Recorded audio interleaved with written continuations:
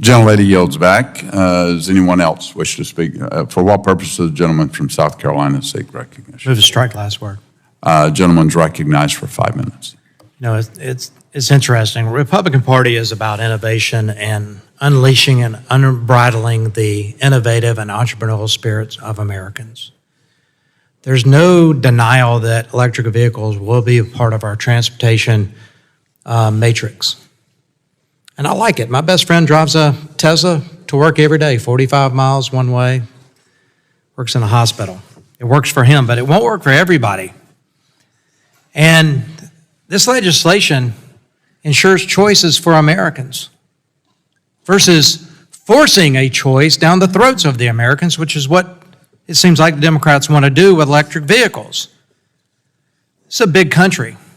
Infrastructure isn't there to provide for the electric vehicles. And I know we have this much touted IRA and Inflation Reduction Act or the infrastructure bill. That's a tremendous amount of government spending to try to build out an infrastructure when the generation isn't there to provide the power, when governments are telling the consumers they have to make electrical choices in charging their vehicles in states like California. California's pushing electric trucks, or at least forcing the diesel-burning trucks out of the market. And if you really think about it holistically, the components for the renewable energies or resources, whether it's solar panels or wind turbines, a lot of that's made in China. China's building a new coal-fired power plant every month to power an industry that makes the solar panels that are so touted. And I like renewables. I think they're a part of the energy matrix as well. And they will be, and they should be. 8% of the power generated in my home state is from renewables every day, and we like it. So if we really care about carbon emissions and the climate, it just does not make sense to continue supporting companies in China who need power produced by coal, which raises global carbon emissions. And a lot of the smog on the West Coast, according to my friend from Alabama, comes from China. It's the way the winds blow. Republicans and the purpose of this bill is to give Americans choices in the marketplace.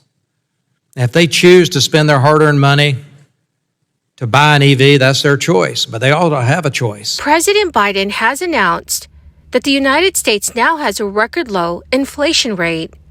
But many Americans are wondering why they have not seen this reflect in their grocery monthly expenses, with a growing number of low-income households struggling financially. Many states have approved benefit boosts worth hundreds of dollars. My dear friends, please make sure that you watch until the end of this video for all of the latest news. Also, friends, to say thank you for being part of this community, every Friday I will be announcing winners for the Walmart gift card giveaway. If you would like to enter these weekly giveaway, friends, all you need to do is click and like several of my videos, and then comment below the keyword of each video that you watch. The more videos that you watch and then comment on, friends, the greater your chances of winning the weekly giveaways. President Biden, during Labor Day remarks, touted the United States has the lowest inflation rate among major world economies, despite his own Secretary of Commerce admitting just a day earlier that inflation still exists and remains a challenge for Americans. The Secretary of Commerce stated, "I think the reality is that inflation still exists, and it's something that people still see on a daily basis when they go to the grocery store or pay their rent or pay their mortgage." Biden's remarks come after Commerce Secretary Gina Raimondo reacted to the United States Department of Labor's latest report, which was released on Friday, showing the unemployment rate rose from 3.5% to 3.8% in August.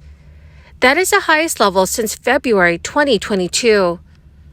The labor report also noted 736,000 Americans began looking for work last month, That is the most since January, and not all of them secured employment right away.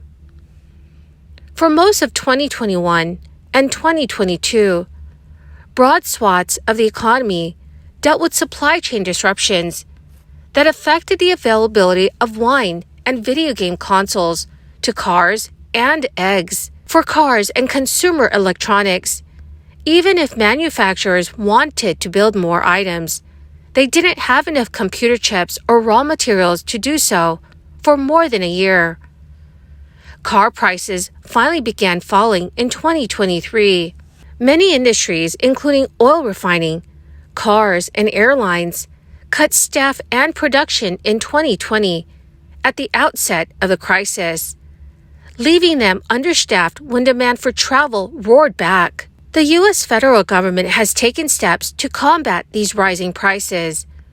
President Biden authorized several withdrawals from the Strategic Petroleum Reserve, and more than 20 states, including Connecticut, New York, and Georgia, either paused their local gas taxes or introduced legislation to do so. The Federal Reserve has also raised interest rates several times in the past year to cool demand by making it more expensive for consumers and businesses to borrow money. Governor Ned Lamont has announced that the Connecticut Department of Social Services, in collaboration with the Connecticut State Department of Education, will distribute an additional $25.1 million in special food assistance benefits to the families of 209,820 children this month. Families of children who are enrolled in the free or reduced price meals program at their schools and who receive SNAP, temporary family assistance, or Medicaid assistance will receive the additional benefits. These one-time supplemental benefits are in the amount of $120 per child. Funding will automatically be transferred to the electronic benefit transfer cards of all eligible households. Governor Lamont said, "These additional SNAP benefits will help provide quality, nutritious food to children just as they are beginning the school year." This special round of assistance comes in addition to our recent announcement that we are expanding the free school meals program for this new school year, enabling more students to receive access to breakfast and lunch at no additional cost to them or their families. Also, the Oregon Department of Human Services, during this month, will issue an additional $39 million in food benefits to about 325,000 students. Families will receive $120 in food benefits added to their EBT cards for each eligible child. Students are eligible if they receive free or reduced price meals through the National School Lunch Program in May. So these benefits are part of a temporary response program meant to provide additional support for children who access school food programs. Since 2020, Oregon has issued $1 billion in food benefits. Oregon has also received federal approval to provide additional EBT food benefits to children younger than 6 years old who received SNAP benefits between July 2022 and August 2023. Well, my magnificent and most marvelous friends, that is the end of my daily stimulus update video for this Tuesday. Thank you so very much, friends, for being part of this community. To say thank you, this Friday and every Friday, I will be announcing several winners for the Walmart gift card giveaway. If you would like to enter the weekly giveaway, friends, please make sure that you click and like several of my videos and then comment below the keyword of each video that you watch.